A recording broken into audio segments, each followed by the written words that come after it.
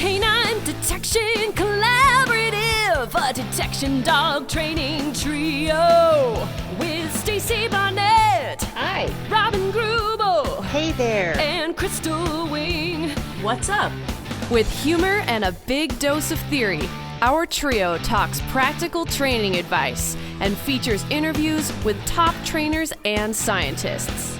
It's Canine Detection Collaborative! Welcome back to Canine Detection Collaborative. This is Crystal Wing, and I am here with the stupendous Robin Grubel. Hello. And the fantabulous Stacy Barnett. Hello. You got fantabulous. I know. And just a few minutes ago... I know. I thought it was going to be swapped, but I'm really okay with that. But it's okay. Well, I've been grading finals, and I just crashed out so hard. I don't know. Grading kids stuff just tires me out. So I'm snoring along, and all of a sudden I get a phone call from Robin. We're meeting for our podcast. And I'm thinking that I'm actually late to work because it's, about the same time that I go to work, only at 12 hours. 7 p.m. Yeah. Yeah. So I'm way off. But it's still dark.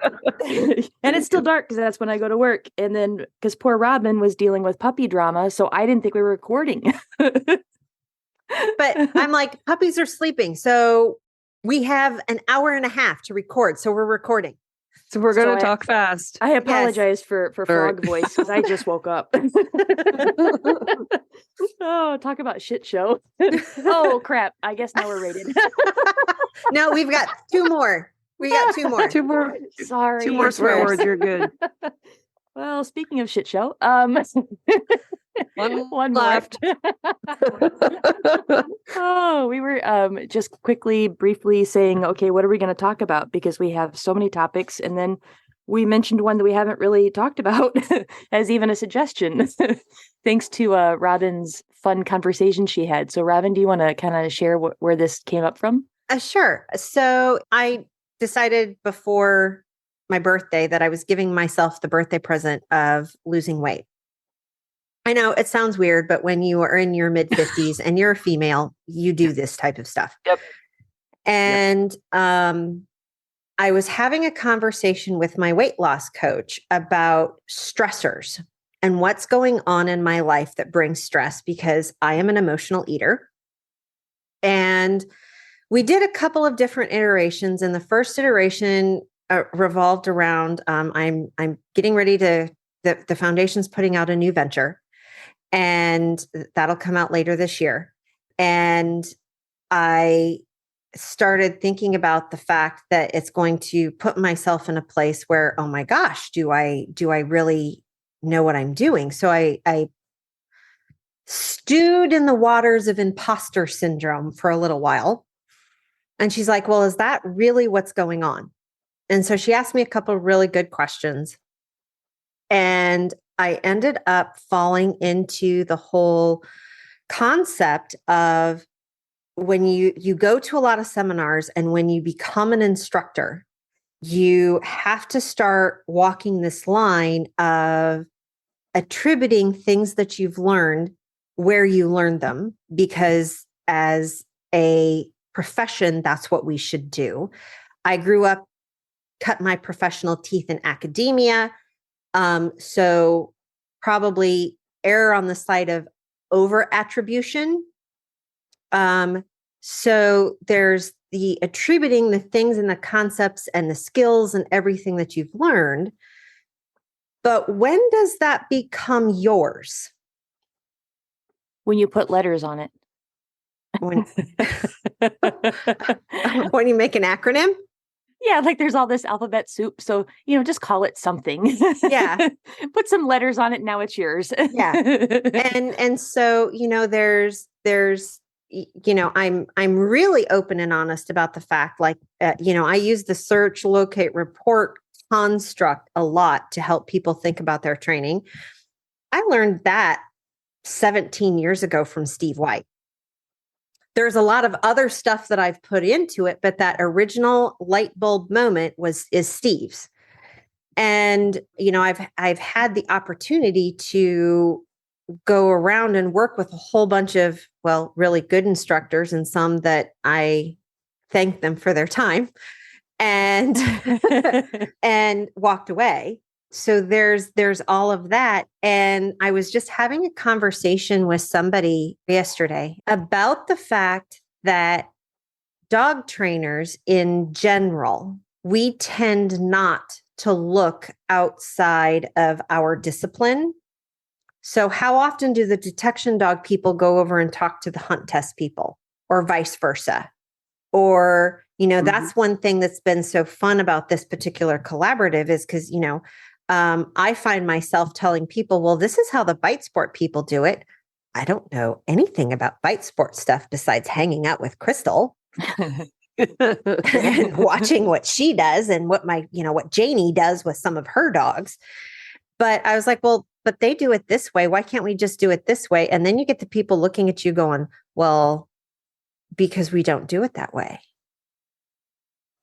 And so it's one of those interesting things with our little profession that I don't think people like cross training, or it hasn't occurred to them to do cross training. And then we sure throw in general as dog trainers a lot of hate around. Yeah. And one of the scariest things for me is posting training videos out on social media, because people have no idea what you're actually training about. They don't read the comments that you put with it. Yeah. And they just fry you on stuff. Yeah. And I was like, can we not all just take a little nice pill? The be kind. Yeah. I mean, there's the B12 and there's also the be kind. Exactly. Right. Exactly. So you just said so many things that we're going to have to go back and unpack quite a few of those. Each of those could be a topic. Ranting. Sorry, ranting. I was just thinking about that. I'm like, this is the next five episodes right here, right? So this is the trailer and we'll just stop now. Right. When you were talking about original ideas and seminars, that brought up one that I went to from Forrest Mickey. And he is a bite guy. He's a decoy. And he works, I think, still through the Michael Ellis School. And he has his own classes. He has his own thing as well. When he came to Illinois, it was interesting because I went to, I won't say names because I didn't like the seminar I went to here for an IGP. And I paid for a Saturday, Sunday spot. No, I guess it's Friday, Saturday, Sunday spot. I paid here in St. Louis. And I went to Friday and I said, thank you much. I won't be back tomorrow. And I had seen online that Forrest was in Illinois. And so I drove through the night and I got there right as it opened on Saturday, didn't have a spot, didn't tell anybody I was coming. I just showed up at the door and said, can I please have an audit spot? Oh. And I already paid for the one that was here. So I gave up my 2 days here. And I went on a whim to say, maybe I can get into this one. And they kind of looked at me like, okay, she's nutty enough. I guess we can just let her have a spot. So I sat in the back and I wrote a lot of notes. Now. Yeah, I wrote a ton of notes and I took in so much. But the reason I bring this up is that when he gave a handout, which I think is also kind of rare because people tend to take that information and then they just go start teaching it and using it themselves. Yes. And so even the things that I have shared, so like I make doodle notes and I put a lot of time into the handouts I give. And they're beautiful. Yeah. I mean, I'm an art teacher, so I like to put that, that perspective into it, that this is something that I come from. And then already to see that kind of get shared out beyond that group, it's like, wow, already, so it does make it really difficult to want to share things because, people are either hating on it or they're taking it. And so both ways, that's not okay. Right. But then that's the question of when does it become your own? And I think for me, I've had to go along with what Forrest did. He gave that handout. And on the last 2 pages, he just had references like crazy. And it was all of the people that he admired and that he wanted us to kind of go and learn more from. And I think that's where you said the attribution. I think that's where it becomes so important. So he didn't actually say it throughout his thing, but that's where I really liked that he gave the credit to the people that I could go learn more from. And that's exactly what I did. So that's Right. where attribution does become important. So does it matter that it is your own? I don't know, because I think, Robin, that's what you've really helped me with, was that when you said, you've been a teacher for 20 something years, it's maybe you're telling the exact same thing as what Susan Garrett says, or what, Sarah Brewski taught you, or you've put all those things together, but it's how you're doing it. It's the packaging and how I've kind of, this happened like 2 days ago, so I haven't spent a whole lot of time thinking about it yet. But, I have my set of reference books, and you guys can't see me. I'm waving to my left. I've got this whole set of things that sit next to my desk. And if you've taken a webinar with me, I have a slide at practically the end of every webinar that talks about what trainers are supposed to talk about according to Marion and Keller Breland, which of course I learned from Parveen. Yeah. And it's that whole concept of, I didn't come up necessarily with all of those concepts, because God knows dog training isn't anything like new, glossy, or whatever. But how those concepts may get put together and then taught is mine. Right. And, I know we handed out stuff for distraction camp, and the students were all very receptive on, don't share it. Yeah. Yeah. Or if you do share it, make sure you tell people where you got it.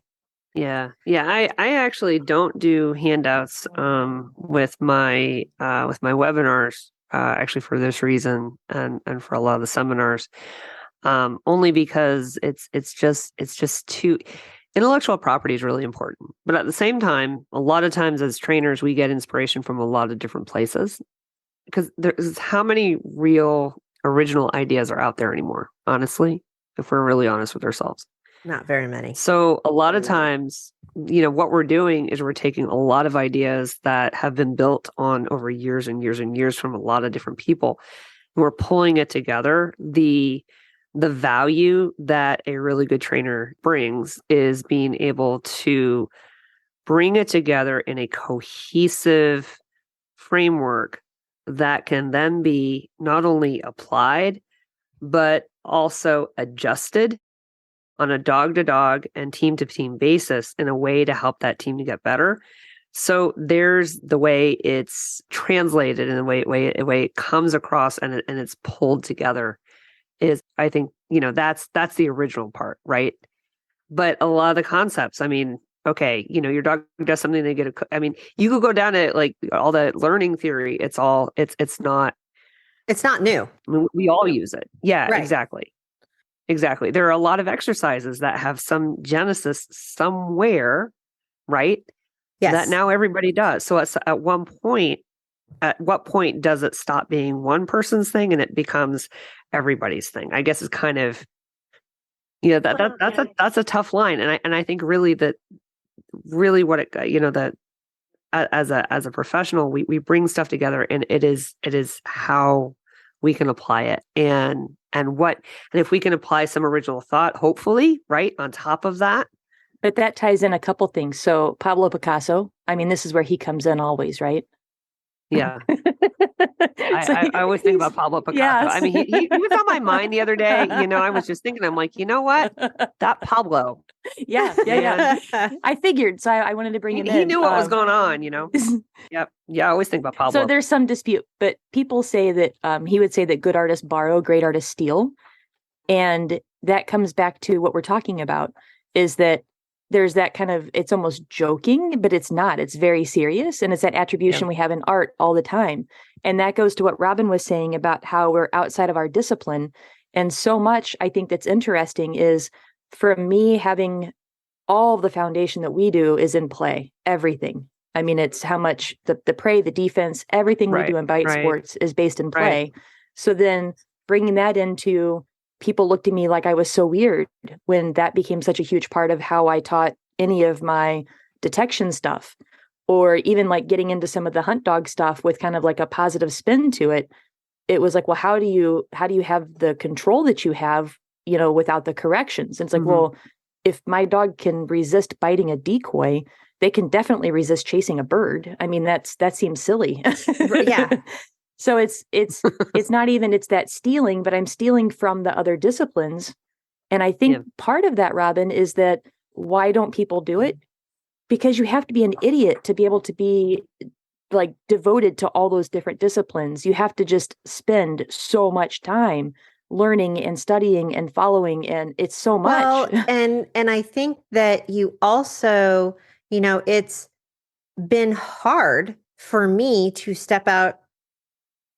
You spend so much time in a particular discipline that you become a expert, at least in your own brain, of that discipline, and it becomes very easy. And you can solve problems almost intuitively. Right. And you don't have to think and analyze and all of these other things. But when you start looking at other disciplines, you start ending up in a whole bunch of why questions. Well, why do you do that? And you feel like you're 3 or maybe 5 whenever all the why questions come out. Or you feel like me. and you tend to ask a lot of questions. And you know what? Then it turns around that you have to find the person who's on the other end of those why questions, who has the infinite patience to answer them. And when you get to be an adult, a lot of the times what happens is people look at you and go, well, just, do you not know that? Why do you not know that? And we then go back to be kind. And I think we went to a previous episode and we asked what our superpowers are. And I think mine was curiosity. Yes. And I think about how lucky I've been that you took me to the hunt dog thing up in Iowa, and you went to the bathroom or something, and I was in a not talk to people kind of mode. I was like, can we just sit over here and not talk to anybody? And so there was only so much shade though. So we sat in the shade. And by the time Robin gets back, I've already talked to like 3 of these people, and we're like having deep conversation. We're like, yes, these things. And, I have all these ideas of how we can do things. And she comes back like, you're not the person I left. You were like not wanting to talk to anybody, and you were being a little hermit. And here I am like, hunt. It's amazing what shade will do to a person. It's just the curiosity gets me, because then I start getting these questions and I just want to know. And even like this last weekend, I went to that pigeon show, and I somehow tend to, I guess maybe I have that curiosity of a kid, because people want to start helping me. I just asked one lady about a pigeon, and then she took me to another guy, and he took me to another guy. And all of a sudden I have a guy offering me pigeons for free and getting me into racing pigeons. Wow. Well, and there's a book. It's I think it's Don't Feed the Elephant. And I think I've referenced it before. Yes. We'll still put it in the show notes, because for me, it's also really, really helped me think about that whole be curious concept. Because even when you're having interpersonal discussions with people, we make so many assumptions. Well, they're not talking to me because of X, Y, and Z. Well, how do you really know that? Ask them. And it goes back to Crystal's be an asker, not a guesser. And let's be curious about all sorts of things and come at dog training from a curious standpoint. And I was even having a conversation with somebody today who was like, well, I can correct this with just using a leash and a prong collar, but I've decided I don't want to do that. What are some ideas that you have? And I gave them a list of like 10. Well, how does the dog know that you want it to do that? And she's just like, and they were just like, oh. And I was like, you just have to think through all of these different things. And so hopefully I gave them a whole bunch of good ideas. Could we say that curiosity kind of brings kindness? I didn't think about that before, but when someone asks me something, I feel like I'm being seen, and I feel like I have something worth sharing because they've noticed something. And I never thought about it as being the person that's getting asked. I always think about it as, I always worry that I'm annoying everybody, because I'm always the one at all the seminars that everybody is just, any more questions? Yeah. And they all look at me. And then I realized that, and I just put my head down. They're like, no, keep asking questions. They're good questions. But I'm like, well, I've got like 5 more. They're like, okay, go ahead. Well, and because you've done it to me, it tends to be one of those things. Why do you think my seminars or my webinars are scheduled on Tuesday nights when you have training? Hey now. Whoa. Wow. Other than the fact that Wow. then Stacy does hers on Wednesdays and we do podcasts on Thursday. So anyway, no, it's too late. It's yeah, I know it's out there. Yeah. Coincidence. Yep. But as what you find as an Mhm. instructor is if you have that curious person in the crowd, the instructing and teaching moments in the event become much more rich. I'll be honest, people, learning how to ask good questions is a skill. Yeah. And you should practice it. Mm-hmm. I do think as a high school teacher, that's something that I get to practice every day in every class, because I can't go to a kid and they have artwork and it looks like a squirrel, but it's actually a cat. I can't go, oh, did you find a reference photo for that squirrel? So you really have to learn how to frame questions and be thoughtful about the human that you're speaking to. So I think maybe that's where it just hit me, that being curious and asking the right questions, and maybe that's the part too, is asking the right questions. So they don't come off as condescending or some sort of tone that you don't intend. So maybe that could be a good starting point for some people, just to practice asking questions. Because I would like to have better questions asked of me, because I think sometimes, well, you know what? I go back to that too. There's been a lot of times that you'll be teaching a seminar, and I get the opportunity to be there all summer, and I know the answer to the question because I've heard you say it so many times. But in that moment, and I don't mean that as anything rude. Well, because you're there, you see me teach like 5 different classes. So yes. Yeah. So it's a lot of similar concepts, but I know a couple people there that they're not quite hearing it, or they don't know the little piece that you didn't say that I know would help them. So I try to frame the question in a way that's going to help those people, because they don't know what they don't know. So they didn't know to ask that question.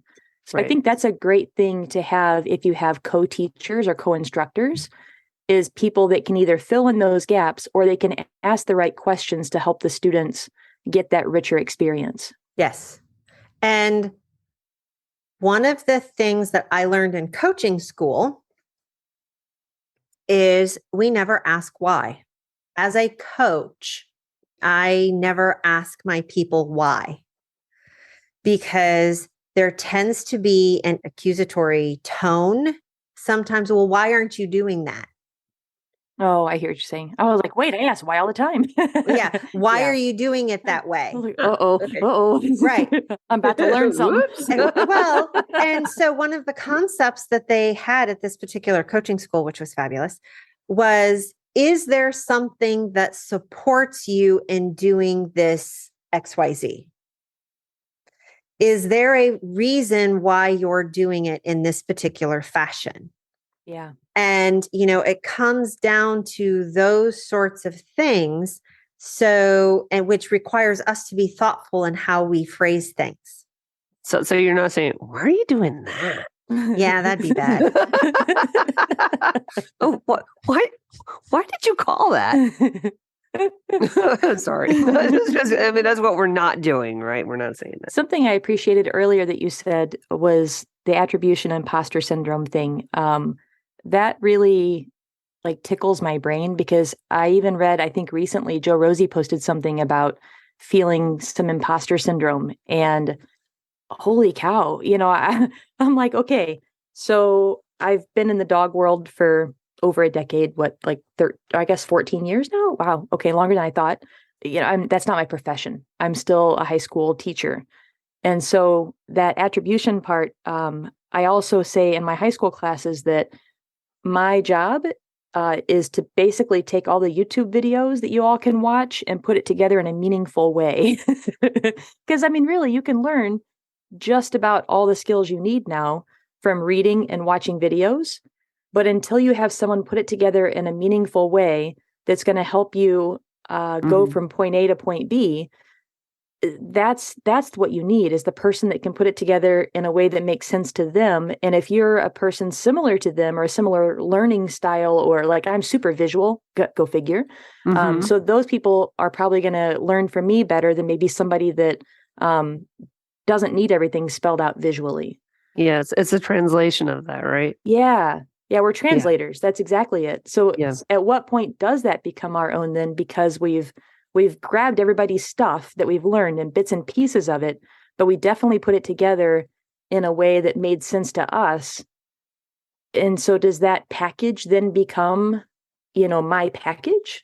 So when I teach a class, I can't say that I had anything original in my class.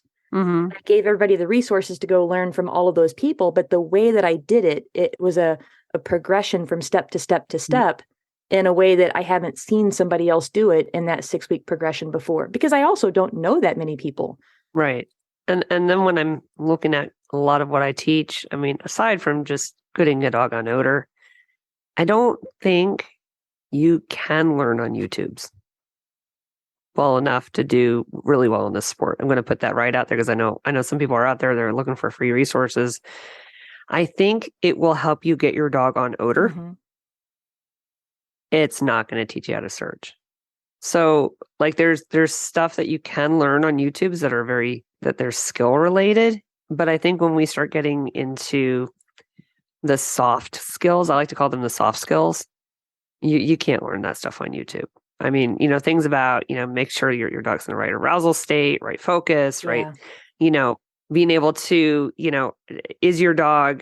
how well is your dog searching? Is your dog actively searching? Is your dog, checking out? Is your dog, when are they in odor? When aren't they in odor? What's a good time to, what are the benefits of working them in areas without odor, or they're working in areas with multiple scent cones?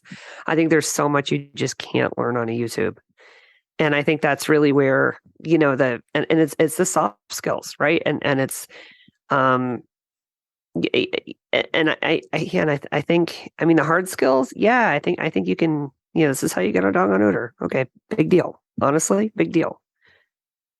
So, I think that's where, where the translation, when we start to take those skills and we start to layer on, how do you apply that in a way that's effective? I think that's where the uniqueness comes in. Well, just so you know, instead of soft skills, they're now calling those power skills. Power skills? As of 22, yeah. Now they're called power skills. I am out of date. There are soft skills in me, man. Because they've made them. They've elevated them now. So that's instead great. of calling them soft, they're saying those are the top skills necessary to be successful at any level in anything you want to do.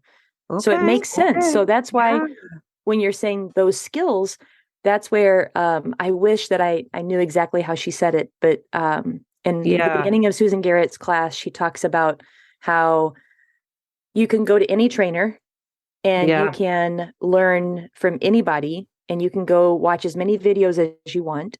But there's a reason that you pay certain people. It is. You connect with those people, or they have the expertise. And it really, you have to ask yourself, how fast do I want to learn it? Yep. How much time do I want to spend making mistakes? What is my time worth, and what are my goals? So if my goal is to learn this thing with my dog and just dink around, go have fun with your YouTube video.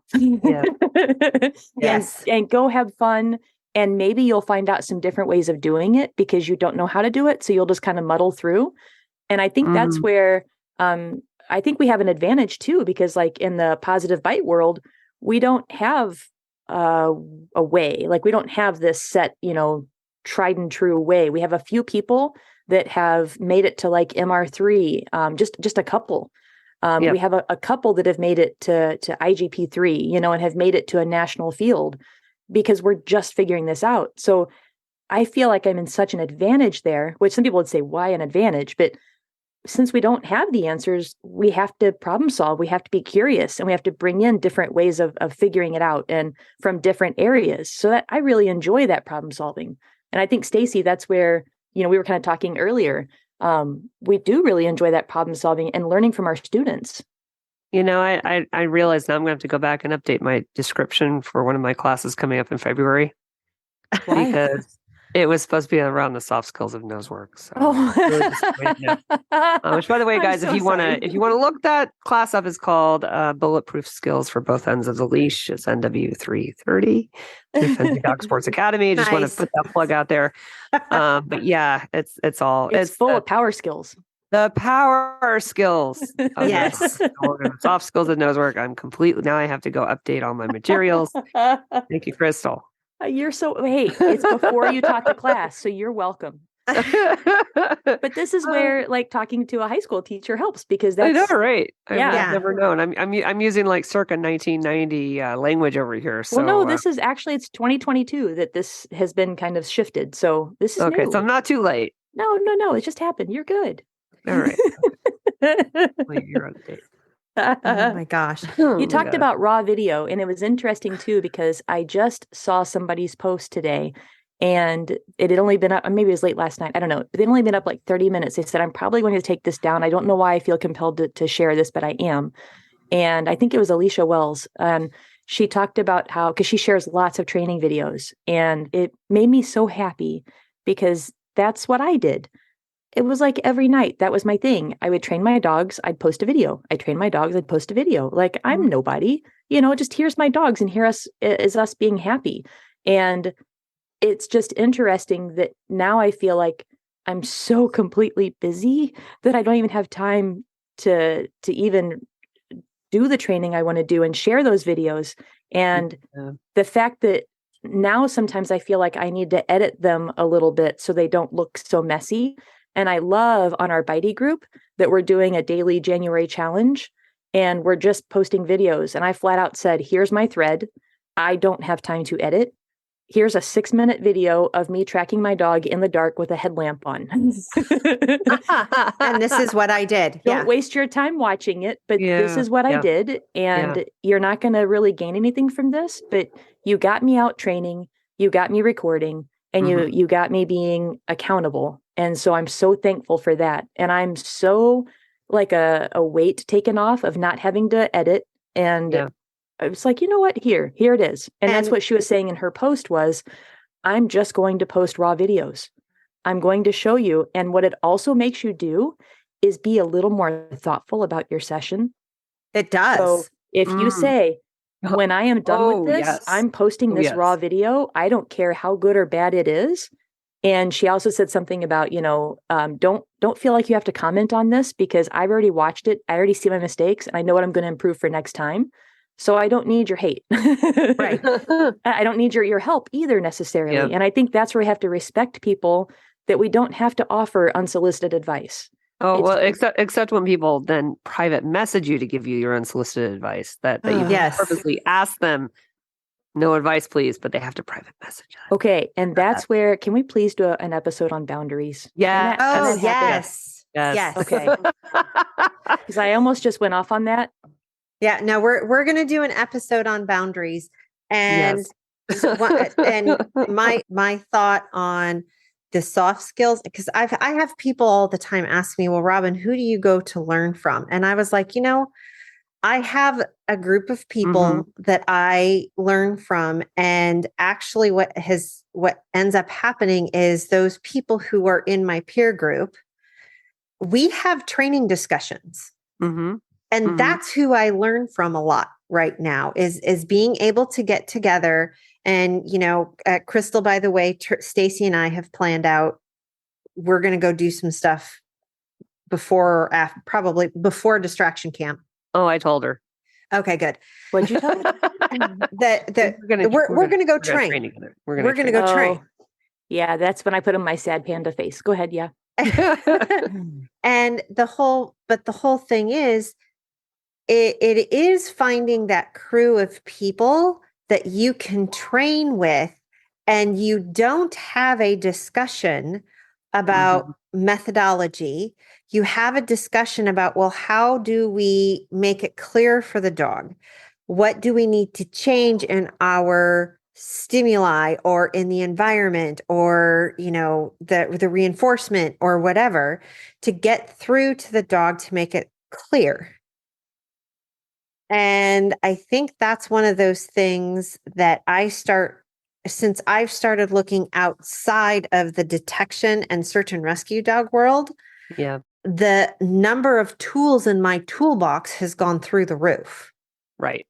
Yeah. It's when we're looking very insular, and this Yes. is this whole thing. This is the reason why I try to branch out. I try to listen to a lot of different people because, or, look to other sports. I look to a lot of sports all the time because I think if we are only looking within and we're very insulated in the knowledge and what we share or what we, if our knowledge base is very insulated, what we end up is actually we just regurgitate a lot, right? Yes. And it just ends up, instead of developing and growing and improving, we regurgitate. It never tastes good twice. So I'll just put it that way. Or Stacy, regurgitation aspect of it. But oh, that was great. just making sure you're awake there. You woke me up, baby.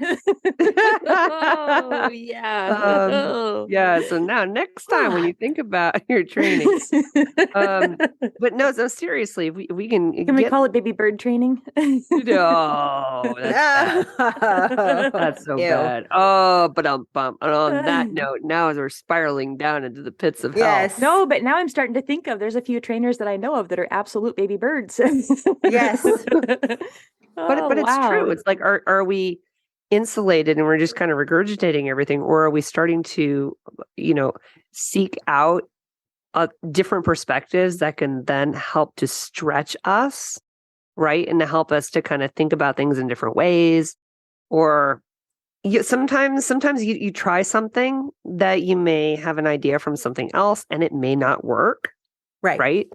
And that's just experimentation. So I experiment in my training with my dogs all the time because I want to know what works. How is it going to, what's going to be the result of that? And then I take a permutation of that and I put that into my classes. But I think that's just part of being a trainer, right? It's just, and of course my dogs are like, yeah, she's experimenting again. So you brought up two things, the baby bird thing. I feel like I put somebody down just now by saying that they're being baby bird trainers, which is exactly what we talked about earlier about don't hate on other trainers. So here's my question with that. So when I recognize that I feel like someone is just overtly copying someone else, what is our responsibility, or how do we just move on and we don't say anything to them? I wasn't even referring to copying. I'm just saying, like, within the same body of knowledge. That's where I'm going with it, though. Oh, you're going somewhere. You're going a different direction. I'm taking that and going a little bit. I'm going a little bit different with it. So, like, Gotcha. I have a person I took a class from that they completely took the other person's curriculum. Oh. And they didn't have the same skill set. So it was a watered down version of that. And I wondered what my responsibility was to just be there and take it in and try to learn something new from the way they taught it in a different angle, even though it was the same thing. Yeah. Or should I have been responsible for saying, hey, why did you just take this person's thing? Like, where do you guys stand on that? Like, how does that work? That's a tough one. Because anymore, I feel like I just walk away and go, okay, well, I know where they're coming from and I won't take anything more from them because they're just using somebody else's thing in a not as good way. But then I feel bad saying that to somebody else who asks me, should I take their stuff? Yeah. And so usually I just say, you know what, I would take this person's instead, is kind of just where I go. That's probably how I would handle it. Or there might be a conversation off on the side. Yeah. No, not in the front of everybody. Right. You don't do it in front of the whole class. That's my why. Why you copying? No. Yeah. Why are you doing that? So then it turns into, okay, let's have a discussion. Are we individually responsible for being the content police? Yeah. And I guess my answer to that is I would hope people who have taken stuff from me or from us, if they see somebody else teaching it in such a way that they're like, well, that's Robin's stuff. But it goes back to attribution. Right. Yes. If they attribute it, great. If they but we even said, when does it become your own? And that's that line that's so hard. Rough. Yeah. Well, it's the translation, right? So if you are literally, if it's a lift and drop, right? If you're literally lifting somebody else's stuff and you're like, okay, I'm going to take your course and I'm dropping it in. Now it's my course. That I don't feels think wrong. Cool. That's not cool. That's not cool. If you have an exercise that you learn from somebody and you say, hey, I learned this from Robin, right? Right. And I think that's cool. Right? Yeah. Especially if you're incorporating it in a bigger thing because the thing is, otherwise they instead of learning from me, they could go to, I'm just using you and me as and that's fine. Yeah, it's easy. This is just hypothetical. We're all sitting here and right? Exactly. So instead of learning from me, you could learn from Robin where it came from originally, right? But if I take something from Robin and say, hey, I learned this from Robin, and by the way, it's larger this grander scheme of things that I teach. And here's how I'm tweaking it, because Robin does that weird search and rescue bomb dog stuff. Let's work it for where I don't know what the heck she's doing over there. Some weird crap, right? So, no, I'm just joking. Anyway, it's okay. We're just playing. So in that case, then I'm adding value to that, and I think it comes down to, are you adding value? Yes. I like that. Are you adding value? Yeah. Right. Or is it a lift and drop, or are you adding value? Well, and I have no problem with a lift and drop as long as you are attributing appropriately. You a partial, like teeny tiny little lift and drop. You got to be careful with that. You can't do a full course. That's just wrong. You can't do plagiarizing. Like in the art world, you have to change it 80% in the art world. If you change it 80%, then it becomes yours. With. Yeah. I mean, I couldn't take a Monet off the wall and just scratch out Monet and write Stacy Barnett. That's not going to fly. No. But that's what Picasso did, and he said it was okay. He did? Sure. Oh yeah, lots of artists have done that, and that's what brought up a lot of this conversation. The copyright, maybe the copyright's just like gone by now, because that's kind of old, right? Well, that's where a lot of this comes from. From the art world and entertainment. I mean, think about our music. Think about all the songs that have the same beat. Like when they say there's nothing new. Right. You go to Queen and you go to Ice Ice Baby. Look at.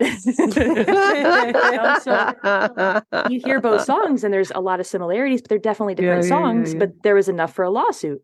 So where does that happen in our world? And so I think that's where there's some questions that that we don't have answers to. And I think it'd be impossible to change it 80%. And Robin, I'm so sorry. I feel like I broke your heart with the green eggs and ham. Oh, it was just kind of one of those things. I was like, damn it. Ooh, so now we hit 3. I was like, 3. No original idea. And it was just one of those things where, I thought it was pretty cool, because I was like, look at me. And I love green eggs and ham. You know what, though? Sometimes people come up with similar ideas and it's along the same vein. Yeah, because you had no idea. I was just listening to Susan Garrett talking a long time ago. It was like back in the 80s or 90s when she started using that idea. And I had heard it from Robin first. So that's all I knew it from. And you had never heard it from Susan. And then when I heard from her, it was like an old recording of her talking about it. I'm like, oh. So Robin, you use search, locate, report. Yeah. Right. And that's Steve's. So I've used, without even hearing that, right? Right. I use hunt, source, alert. Right. It's the same thing. It's the same thing. Yeah. You just need to put an acronym to it, and then it's yours. That's right.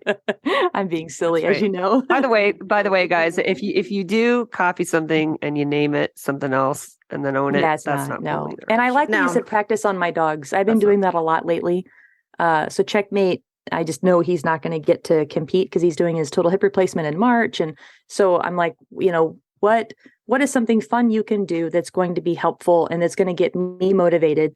And I'm really pushing Nancy to move forward in her Mondio goals. And I know that they can do it. And I don't know that she really likes my pushing as much as I do. But there's a lot of exercises that we haven't taught. And so now I'm teaching checkmate and learning the different ways of doing it so that then when I go to do it with her dog, I have my skills more refined.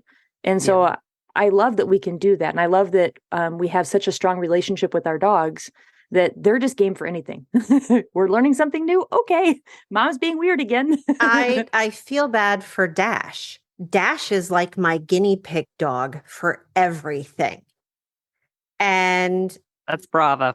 And Yeah. he would love to do hunt tests, but I'm like, buddy, you just turned 6. and I'm, you're really nice bomb dog. So I'm just going to learn how to teach hold with you. And he's like, oh my gosh, this is like the dumbest thing ever. But I'm learning the timing and how to look for certain things in the dog and all sorts of stuff. And and even Sheba a little bit is a guinea pig. And you, as instructors, you do have to experiment with your animal. You do. Because you're like, okay, let's figure out, and you guys can't see this. This is air quotes, a new novel way to teach this, which I'm sure somebody else has probably invented that you just don't know about. Right, exactly. I mean, I look at, and sometimes it works. Like, I mean, I was putting something together. I'm like, oh, I'm going to teach this container class this last year. And I'm like, let me work through some of this stuff with Brava. And it was just experimenting. And I went from a dog that was like on containers to she is so solid on that is the best container dog I've ever had. And you learn a whole bunch of stuff doing that. Well, on that powder is actually good. Right. Really good. Oh, you do. But sometimes it backfires. You're like, yeah, so not doing that again. I've got some of those too. Yeah, no, some a student's like, well, let's try this. I'm like, nope, let's not try that. Nope, won't work. Trust me. Yeah, I tried that one. We're living with the results now. Yeah, it now invented these 5 things. So no, we're not going to do that. Yep. Yeah, ask me about suspended hides one day with Brava. I'll give you no more suspended hides. Elevated hides. No, just no. Lots of things. Yeah. You talked about not having people to train with or to learn from. That was something when one of our first conversations, Robin, that we had was, I was like, you're at the top is what I see you as. And I see Stacy as the same way. And when we were talking about that, I was like, well, who do you train with or learn from? And you talked about Janie and the people that you train with in your group. And I'll tell you, there was a moment, this was it last summer, this summer? Not my summers are all confused now. But you've been doing such a lovely job teaching me so much stuff that there was some problems that I set up that you just really enjoyed. And that was probably one of the highlights of knowing that I was able to give you something of value in your training. Yes. And then those are those moments to me that are the most memorable, or whatever you want to say, is when you really know that you have added, as Stacy said, I added value. Yeah. Well, and the interesting thing is, and that's one of the things that I'm excited about for what we're doing this summer versus what I've done in the past, is besides Distraction Camp 1 and 2, right? Those are exciting. That's going to be phenomenal. Yeah, those will be fun. Amazing. But some of the other trainings that we have for the Canine Census Foundation, and Crystal's coming out to teach some stuff and those sorts of things, is the fact that I'm doing much more skills-based targeted seminars, but with the intent that the students really get the opportunity to start setting things up with guidance. Yeah. Because I really strongly believe you come to me for a little bit of learning, but I want to make sure you can go home and do the next 5 steps. See, that's actually why I like the online stuff so much. The stuff that I'm teaching when I work with my students, they set all their own hides. Yes. So then there's always that conversation of what that's doing, and they get that cause and effect kind of thing. And I think sometimes, and I don't, that's actually the drawback to live classes, right? It When you is. go teach, go to your local class, somebody's already set your hides. And of course, in your situation or the situation with search and rescue, right? Not everybody has all like a full freezer, right? Well, and So- I think it's really interesting for people to start thinking about, and that's one of the things that I enjoy with teaching with you guys, is the fact that not only do we do experiments for our own training to see, because, even Crystal, we've had lots of conversations. Well, how do you teach this, and oh my gosh, let's do it that way. But as a dog trainer, you are inherently have to be curious about how is my animal going to work? Yes. How is this going to work to teach my animal the thing? Mm-hmm. And some of it's just having a good enough foundation so that if you do set a crappy hide, your dog doesn't learn 500 things that it shouldn't. And knowing when to pull the plug. If the problem's not going correctly, just pull the plug and be done. And go back to doing whatever you were doing. So I would like to see if we have some takeaways. My takeaway is I really like the 80% rule for when you can own it. And the balance that I have to bring between attribution and owning it. Yeah, when you feel comfortable with that. Yeah. Yeah. So thank you all for coming to my therapy session. Thanks for bringing your therapy session to us. Yeah, so And how does that make you feel? Yeah. Like I and need this is wine. a nutrition coach. Yes. Dude, I need your nutrition coach. Well, it man. goes back to stress eating. Wow. It all goes back but to the stress fact eating. that That's they amazing. are willing to address that. Wow. I want your Yeah. coach. Yeah, she's awesome. Yeah, she Wow. sounds it. Stacy, do you want to give some takeaways or new thoughts or? Yeah, and I think mine is that it's okay to learn and pass on, but try to do it in a way that you're adding value, and try to think about it instead of a lift and drop. More about what do you bring to the table? Because let me tell you, if you're an instructor, you're bringing something to the table, right? That's what you do as an instructor. You bring something to the table. So if you've learned something from someone else, that's awesome, because that just means that you're perpetuating knowledge. But try to add value to that. Try to build on that. Try to create something that's a part of your framework and a part of your brand, and how you can then help that next generation of searching people. I don't have some glorious thing this time. Not that I always do or ever do, but it's Yes, just you do every time. Every time Yeah, you'll come up no. with something. It'll all of a sudden there's going to. I know it's a lot gel. of pressure. Pressure. Well, like it's the vulnerability that I just adore so much. I guess about all three of us, really, that we're willing to be so out there and raw and share.